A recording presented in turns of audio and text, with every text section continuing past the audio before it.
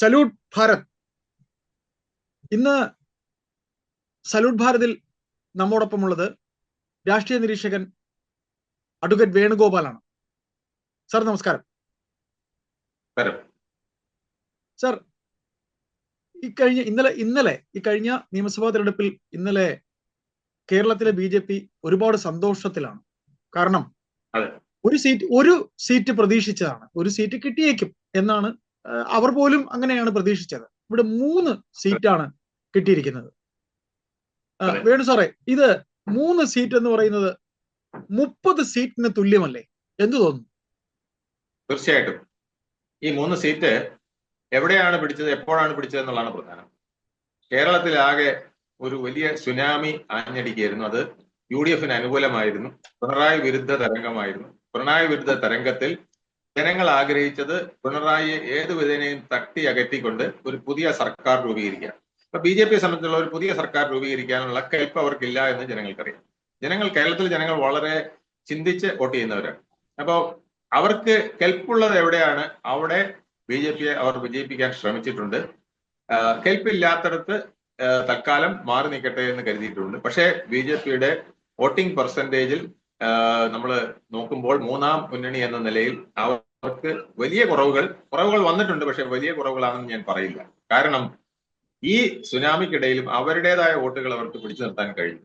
അതുകൊണ്ടാണ് ഇടതു മുന്നണിക്ക് ഇത്ര വലിയ പരാജയം ഉണ്ടായത്. 3ാം മുന്നണി എന്ന നിലയിൽ ഹിന്ദു വോട്ടുകളിൽ വലിയൊരു വിഭാഗം BJP പിടിച്ചു നിർത്തിയത് കൊണ്ടാണ് NDA-ക്ക് ഇത്ര, അല്ലെങ്കിൽ UDF-ന് ഇത്ര വലിയൊരു വിജയം ഉണ്ടാക്കാനായിട്ട് കഴിഞ്ഞത്. അല്ലെങ്കിൽ ഒരു 30 സീറ്റെങ്കിലും കൂടുതൽ കൂടി LDF പിടിച്ച് അതിൽ നിന്ന് അവരെ രക്ഷിച്ചത് ഇതാണ്. 30 സീറ്റ് പിടിച്ചാൽ 72 പിന്നെ ബാക്കി കളി പിണറായി വിജയൻ അറിയാം. 68-ൽ വന്നാൽ എങ്ങനെ പോകണം. അതുകൊണ്ടാണ് അവർ ആത്മവിശ്വാസം നൽകിയത്. റിസൾട്ട് വരട്ടെ, കാണാമെന്ന് പറഞ്ഞത്. പക്ഷെ ആ റിസൾട്ടിനെ അതിജീവിക്കാനായിട്ട് UDF-ന് കഴിഞ്ഞത് 100-ലെത്തിയത് വെറും ജനങ്ങളുടെ തരംഗം മാത്രമല്ല, അവിടെ ഒരു വോട്ട് ഡിവിഷൻ വന്നു, അല്ലെങ്കിൽ ആന്റി ഇൻകംബൻസി ഡിവിഷൻ ഉണ്ടായി. ആന്റി ഇൻകംബൻസി വോട്ട് തന്നെയാണ് BJP പിടിച്ചത്, ആന്റി ഇൻകംബൻസി വോട്ട് തന്നെയാണ് UDF പിടിച്ചത്. പക്ഷെ കൂടുതൽ ജനങ്ങൾ ആന്റി ഇൻകംബൻസി വോട്ട് കൊടുത്തത് UDF-നാണ്. കാരണം രണ്ടാണ്. ഒന്ന്, മുസ്ലിം ക്രിസ്ത്യൻ പോളറൈസേഷൻ വന്നിടത്ത് അങ്ങനെ വോട്ട് കിട്ടി. രണ്ടാമത്, ഹിന്ദു പോളറൈസേഷൻ വന്ന സ്ഥലങ്ങളിൽ പോലും ഈ വോട്ട് ഡിവൈഡ് ചെയ്ത് പോയി. അപ്പോ തിരുവനന്തപുരത്ത് പോലും കഴിഞ്ഞ തവണത്തെ ഒരു സീറ്റ് എന്നുള്ളത് മാറി 6 സീറ്റുകൾ, 6 സീറ്റോളം ഒപ്പിക്കാനായിട്ട് അവർക്ക് കഴിഞ്ഞില്ലേ? ഈ സാഹചര്യങ്ങൾ അവർക്ക് ഗുണം ചെയ്തിട്ടുണ്ട്. അതുപോലെ തന്നെ മറ്റ് പല സ്ഥലങ്ങളിലും, തൃശ്ശൂര് അവർക്ക് ബാലികാറ മലയായിരുന്നെങ്കിൽ അവിടെയും സീറ്റുകൾ നേടാൻ കഴിഞ്ഞു. പാലക്കാട് നേടാൻ കഴിഞ്ഞു. കണ്ണൂര് നേടാൻ കഴിഞ്ഞു. കോഴിക്കോട് തൂത്തുവർക്കി കൊണ്ടുപോകാൻ കഴിഞ്ഞു. ഇതൊക്കെ ഈ BJP-യുടെ ഒരു സ്വാധീനം വളരെയധികം ഉള്ളത് കൊണ്ടാണ്. ആലപ്പുഴയിലും ഇതേപോലെയാണ്. കൊല്ലത്തും ഇതേ കാര്യങ്ങളാണ് ഉള്ളത്. കൊല്ലത്ത്, തിരുവനന്തപുരത്ത് ഒക്കെ BJP-യുടെ ഒരു നീക്കം ഇടതു മുന്നണിക്ക് വലിയ ഒരു മുറിവാണ് ഏൽപ്പിച്ചത്. ആ മുറിവിൽ ആണ് അവർക്ക് അടിപറ്റിയത്. ഞാൻ ഇത്രയും പറയുമ്പോൾ ഞാൻ ചോദിക്കുന്നത്, വോട്ടിന്റെ പെർസെന്റേജ്, ശതമാനം BJP-ക്ക് വർദ്ധിച്ചിട്ടില്ലേ? വർദ്ധിച്ചിട്ടുണ്ട്. പക്ഷെ അത് എനിക്ക് തോന്നുന്നത് അവരുദ്ദേശിച്ച രീതിയിൽ അതിന് മാറ്റം വരാൻ കഴിഞ്ഞിട്ടില്ല. അത് നമുക്ക് പൂർണ്ണമായ കണക്ക് ഇന്നത്തെ കൊണ്ട് കിട്ടുള്ളൂ. ഇലക്ഷൻ കമ്മീഷന്റെ ആ ഒരു പൂർണ്ണ സ്റ്റേറ്റ്മെന്റ് നമുക്ക് എടുക്കേണ്ടതുണ്ട്. അതിൽ നോക്കുമ്പോഴേ അത് പൂർണ്ണമായിട്ട് അറിയാൻ കഴിയുള്ളൂ. ഇപ്പൊ കിട്ടിയ ഇത് വെച്ചിട്ട് നമുക്ക് പല മണ്ഡലങ്ങളിലും വർദ്ധിച്ചിട്ടുണ്ട്, എന്നാൽ ചില മണ്ഡലങ്ങളിൽ കുറഞ്ഞിട്ടുമുണ്ട്. അത് നമ്മൾ എടുത്ത് സാർ ഇത് പറയുമ്പോൾ സാർ, തിരുവനന്തപുരം നഗരസഭ BJP-ആണ് ഇപ്പൊ ഭരിക്കുന്നത്. സാർ, തിരുവനന്തപുരം നഗര നിവാസികളാണ് സാറും ഞാനും. അപ്പോ ഒരു വേള സാറ് ഇങ്ങനെ ഒരു നഗരസഭയിലേക്ക് BJP ഭരണത്തിലേക്ക് വരും എന്ന് സാറ് ധരിച്ചോ എന്ന് എനിക്കറിയില്ല. പക്ഷെ ഞാൻ സാറിനെക്കാളും ഈ പറയുന്ന പോലെ അത്ര കണ്ട് രാഷ്ട്രീയം അത്രത്തോളം വിശകലനം ചെയ്യുന്ന ആളാണെന്ന് വെച്ചാൽ നമ്മൾ പഠിക്കാൻ വേണ്ടി നടക്കുന്നവരാ. ഞാൻ ഒരിക്കലും കരുതിയില്ല ഈ പറയുന്ന പോലെ ഇവിടെ BJP ഭരണത്തിൽ വരുമെന്ന്. സാർ, നരേന്ദ്രമോദി ഒരു വാക്ക് പറഞ്ഞിരുന്നു, ഞങ്ങൾ എല്ലായിടത്തും ആദ്യം നഗരസഭയിലേക്ക് ഭരണത്തിലേക്ക് വരും, പിന്നീട് ഞങ്ങൾ ആ സംസ്ഥാന ഭരണം കൊണ്ടുപോയിട്ടുള്ള ചരിത്രമാണുള്ളത്. സാർ, തിരുവനന്തപുരം കോർപ്പറേഷൻ കിട്ടിയതിന് പിന്നാലെ ഈ 3 സീറ്റുകൾ കൂടി BJP നേടുമ്പോൾ കേരളത്തിലെ മറ്റ് രാഷ്ട്രീയ പാർട്ടികൾ BJP-യിൽ നിന്ന് കണ്ടുപഠിക്കാൻ നിരവധി കാര്യങ്ങൾ, പ്രത്യേകിച്ച് ഒരുപാട് ആദർശവും പ്രത്യശാസ്ത്രവും പറയുന്ന ഒരു പാർട്ടിയാണ് ഈ പറയുന്ന CPM എന്ന് പറയുന്ന പാർട്ടി. കോൺഗ്രസ് ജനാധിപത്യ പാർട്ടിയാണ്. അപ്പോ BJP-യിൽ നിന്ന് ഇവിടെ ഏത് രാഷ്ട്രീയ പാർട്ടിക്കായാലും പഠിക്കാൻ ചിലതില്ലേ? കാര്യം ഒന്നുമില്ലാത്തടത്താണ് അവർ ഇത്രയും എത്തിച്ചിരിക്കുന്നത്. എന്ത് തോന്നുന്നു? ജനത്തിന് അവരോട് ഒരു ആഭിമുഖ്യം ഉണ്ടായി തുടങ്ങിയോ? അതുകൊണ്ടാണല്ലോ ഈ സുനാമി നടന്നപ്പോഴും ഞാൻ പറഞ്ഞില്ലേ, ഒരു UDF സുനാമി അല്ലെങ്കിൽ പിണറായി വിരുദ്ധ സുനാമി കേരളം ഒട്ടാകെ ആഞ്ഞടിച്ചപ്പോഴും 3 താമര വിരിയ, ഒരു താമര പോലും വിരിയില്ല എന്ന് പറഞ്ഞെടുത്ത് 3 താമര വിരിഞ്ഞിരിക്കുക. 2021 പോലും ഇത്ര മോശമായ ഒരു ക്ലൈമറ്റ് BJPക്ക് ഇല്ലായിരുന്നു. അതിനേക്കാൾ മോശമായ ക്ലൈമറ്റാണ് ഇപ്പോൾ ഉണ്ടായിരുന്നത്. കാരണം ജനങ്ങൾ മുഴുവൻ ആഗ്രഹിച്ചത് പിണറായി സർക്കാരിനെ മാറ്റി വേറൊരു സർക്കാർ ഇവിടെ കൊണ്ടുവന്നേ പറ്റൂ. കാരണം ജനങ്ങൾക്ക് വളരെയധികം കുറെ വികസന പ്രവർത്തനങ്ങൾ ചെയ്തിട്ടുണ്ട്, ഇല്ല എന്ന് പറയുന്നില്ല. പക്ഷെ അതെല്ലാം ഖജനാവ് ദൂർത്തടിച്ചുകൊണ്ടും വേറെ വിധത്തിൽ കൊള്ളകൾ നടത്തിക്കൊണ്ടും അവരുടെ സ്വജനപക്ഷപാതവും പാർട്ടിയുടെ താല്പര്യങ്ങളും പാർട്ടിക്ക് ചിങ്കിടി പോകുന്നവരുടെ താല്പര്യങ്ങളും അതിന് ചുറ്റും നടക്കുന്ന കോൺട്രാക്ടർമാരുടെ താല്പര്യങ്ങളും സംരക്ഷിച്ചുകൊണ്ടാണെന്നുള്ളത് ജനങ്ങൾക്ക് മനസ്സിലായി. കേരളത്തിലെ ജനങ്ങൾ വളരെ ബുദ്ധിയുള്ളവരാണ്, നമ്മൾ വിചാരിക്കുന്നതല്ല. അവര് ഇന്ത്യയിലെ ഏറ്റവും പ്രബുദ്ധമായ പൊളിറ്റിക്കൽ വോട്ടേഴ്സ് ആണ് കേരളത്തിലുള്ളത്. അപ്പൊ അവര് അത് വളരെ ബുദ്ധിപൂർവ്വമാണ് കൈകാര്യം ചെയ്ത്. ഒപ്പം ഒരു ന്യൂനപക്ഷ പോളറൈസേഷനും കൂടെ വന്നിട്ടുണ്ട്. ആ പോളറൈസേഷൻ കൂടെ ആയപ്പോൾ അവർക്ക് ഒരു 80-85 കിട്ടേണ്ടത് 102 സീറ്റിലേക്ക് എത്താൻ കഴിഞ്ഞു. അതാണ് അതിന്റെ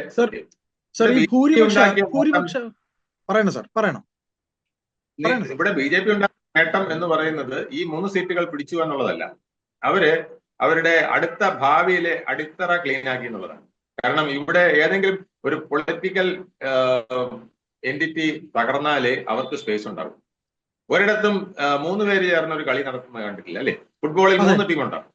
ഇല്ല, ഫുട്ബോളിൽ 2 ടീമേ ഉള്ളൂ, ക്രിക്കറ്റിലും 2 ടീമേ ഉള്ളൂ അല്ലെ, കുസ്തിയിലും 2 ടീമേ ഉള്ളൂ, യുദ്ധത്തിലും 2 ടീമേ ഉള്ളൂ. നമുക്ക് അതിന്റെ കൂടെ ചേരാം, US-ന്റെ കൂടെ ചേരാം. പക്ഷേ ചേരി 2 പാടുള്ളൂ. ചേരി ഒരിടത്തും പറ്റില്ല, ഒരു യുദ്ധത്തിനും പറ്റില്ല, ഒരു പ്രേമ വാർ ആൻഡ് ലവിനും ഇത് പറ്റും. അപ്പൊ ആ തിയറിയാണ് ഇവിടെ BJP ഭംഗിയായിട്ട് ഇപ്പൊ അപ്ലൈ ചെയ്തത്. അതായത് ഈ മോശമായ ക്ലൈമറ്റിൽ 3 മുന്നണികൾ തമ്മിൽ മത്സരിക്കുമ്പോൾ ആ യുദ്ധത്തിൽ തങ്ങൾക്കും ഒരു പങ്കുണ്ടെന്ന് അവർ തെളിയിച്ചു. അവിടെയാണ് ഒരു മുന്നണിയെ അവര് വെട്ടി തകർക്കാനുള്ള സൗകര്യം അവര് ഉണ്ടാക്കി എന്നുള്ളതാണ്. അതിൽ BJP വിജയിച്ചു. കാരണം ഹിന്ദു വോട്ടുകൾ കൂടുതലുള്ളത് ഇടതുപക്ഷത്താണ്, CPI-ലും CPM-ലും ഉണ്ട്. അതവർ ഭംഗിയായിട്ട് അവിടുത്തെ MLA-മാരെ പൊക്കിക്കൊണ്ടും പല വിധത്തിലൊക്കെ അവര് പാർട്ടിക്കാരെ കൂടെ ചേർത്തുകൊണ്ടും ഒക്കെ സാധിച്ചു. അടിത്തട്ടിൽ ഇതിന് വലിയ അടിയൊഴുക്കുണ്ട്. കാരണം കമ്മ്യൂണിസ്റ്റ് പാർട്ടികൾക്ക് ഈ രീതിയിൽ ഇവിടെ നിൽക്കാൻ കഴിയില്ല. ഒന്നുകിൽ അവർ മാറണം, അല്ലെങ്കിൽ അവരുടെ അണികൾ വേറെ സ്ഥലത്തേക്ക് പോകും. കൂടുതൽ പോകുന്നത് BJP-യിലേക്കായിരിക്കും. കുറച്ചുപേര് ലീഗിലേക്ക് പോയെന്നിരിക്കും, കുറച്ചുപേര് കോൺഗ്രസിൽ പോയെന്നിരിക്കും. പക്ഷെ കൂടുതൽ പേര് പോകുന്നത് BJP-യിലേക്കായിരിക്കും. BJP അതിനുള്ള വാതായനങ്ങൾ തുറന്നിട്ട് കഴിഞ്ഞു. അപ്പൊ അവരുടെ സ്പേസ് 2029-ലേക്കും 31-ലേക്കുമുള്ള സ്പേസ് അവർ ക്ലിയർ ആയി കഴിഞ്ഞു. അതാണ് ഇതിന്റെ പ്രധാനം. കാരണം ഇവിടെ ഒരു മുന്നണി, ഇവിടെ ഒരു രാഷ്ട്രീയ പാർട്ടി രൂപീകരിക്കുക എന്നുള്ളത് വലിയ പാടാണ്. ഞാൻ VS അച്യുതാനന്ദന്റെ തൊട്ടടുത്ത് നിന്ന് പ്രവർത്തിച്ച ആളാണ്. K കരുണാകരനെ അതുപോലെ തന്നെ തൊട്ടടുത്ത് നിന്ന് പ്രവർത്തിക്കുകയും കണ്ടുകയും ചെയ്തിട്ടുള്ളതാണ്.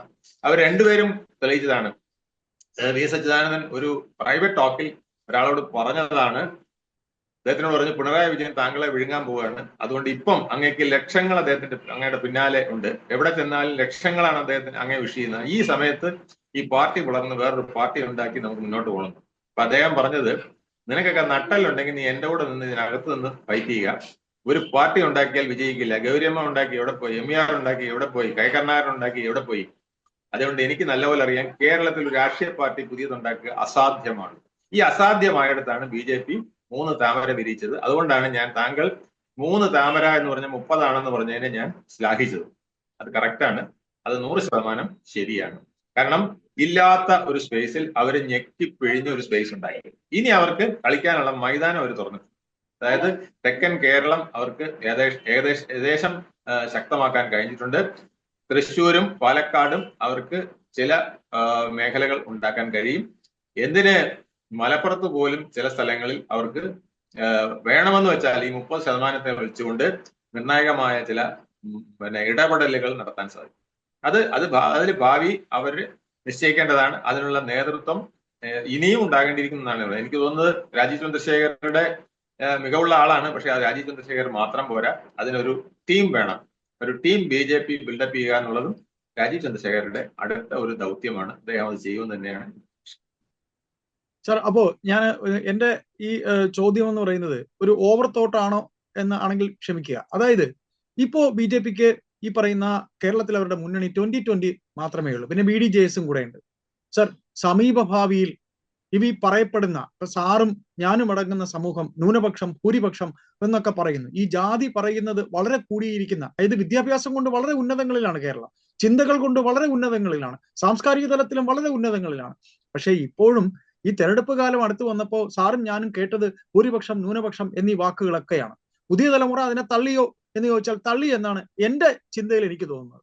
സർ, വരും ഭാവിയിൽ ബഹുമാനപ്പെട്ട നമ്മുടെ പ്രധാനമന്ത്രി നരേന്ദ്രമോദി ഈ പറയുന്ന മതമേലധ്യക്ഷന്മാരെ ഒക്കെ കണ്ടു, മുസ്ലിം മതമേലധ്യക്ഷന്മാരെ കണ്ടു, ക്രിസ്ത്യൻ മേലധ്യക്ഷന്മാരെ കണ്ടു. കേരളത്തിൽ അദ്ദേഹത്തിന്റെ സ്ട്രാറ്റജി നടപ്പാകുമോ? നടപ്പായാൽ ലീഗ് പോലും, അതായത് കേരള കോൺഗ്രസും ലീഗ് പോലും ഈ മുന്നണിയിലേക്ക് വരുമെന്ന് താങ്കൾ കരുതുന്നുണ്ടോ? വളരെ ചുരുക്കി പറയുക, കാര്യം സമയപരിമിതി മൂലമാണ്. അതായത് BJPയെ സംബന്ധിച്ചിടത്തോളം അവർ കരുതുന്നത് കാശ്മീർ പോലെയാണ് കേരളം. കാശ്മീരിൽ എങ്ങനെയാണോ അവർക്ക് ഭരണം പിടിക്കാൻ അവർ ശ്രമിക്കുന്നത്, അതേപോലത്തെ ഒരു തത്രപ്പാടുള്ള ജോലിയാണ് കേരളത്തിൽ ഭരണം പിടിക്കുക. കാരണം കാശ്മീരിൽ പണ്ഡിറ്റുകളും ആ ജമ്മു റീജിയനുമാണ് അവരുടെ ശക്തി. കാശ്മീർ എന്ന് പറയുന്നത് അവർക്ക് ശക്തി ദുർഗമല്ല. കേരളത്തിൽ ഇതുപോലെ തന്നെയാണ്.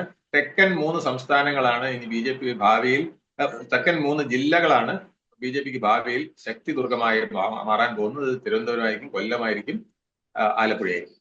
ബാക്കി സ്ഥലങ്ങളിൽ അവര് ജമ്മു കാശ്മീർ പോലെ തന്നെ നോർത്ത് സൗത്ത് കേരള ചില ബുദ്ധിമുട്ടുകൾ വരും. അതിൽ അവർക്ക് കടന്നു കയറേണ്ട സ്ഥലങ്ങളാണ് ഒന്ന് തൃശ്ശൂരും ഒന്ന് പാലക്കാടും കണ്ണൂരും. അതിലേക്കും അവർ ശ്രദ്ധ വയ്ക്കും.